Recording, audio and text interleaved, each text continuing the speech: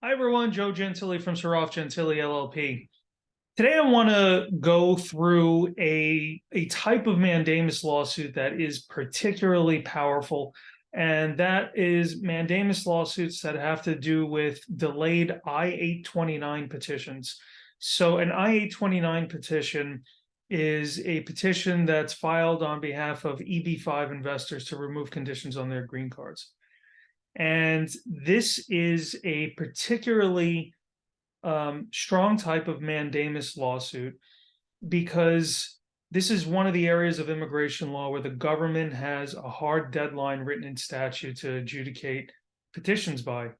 And anybody that has an I-829 or has filed one should know that the government almost never follows this statutory rule and blows the deadline all the time. So the rule is specified in 8 U.S.C. 1186B, which says that the government has to adjudicate the case within 90 days of filing or 90 days of conducting an interview, whichever is the later of the two. So if you add them together, they get 180 days or 6 months.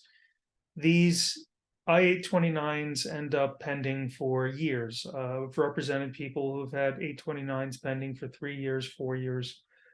So the government is not respecting that deadline. But when you do file a lawsuit, they're going to have to respect it, and the lawsuits very frequently will end with an adjudication.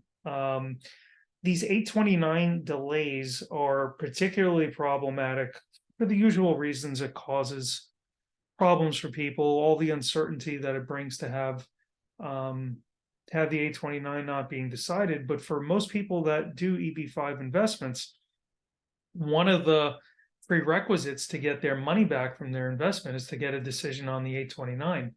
So that 829 pending for an additional 3 years or so beyond the statutory deadlines, that could end up delaying the investors getting back their money, which could be, depending on when they made the investment, between $500,000 and $1.8 million. It could delay them getting that money back for years. So there's a significant financial cost to people for these delays. So if you have an 829 and it's pending longer than 6 months, particularly if it's been pending for years, you should strongly consider filing a mandamus lawsuit.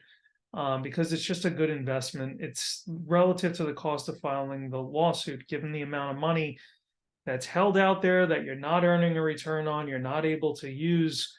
It's a pretty good investment to get that money back early. So as always, any questions, please feel free to reach out. And if this was at all useful to you, I hope you subscribe. Thanks.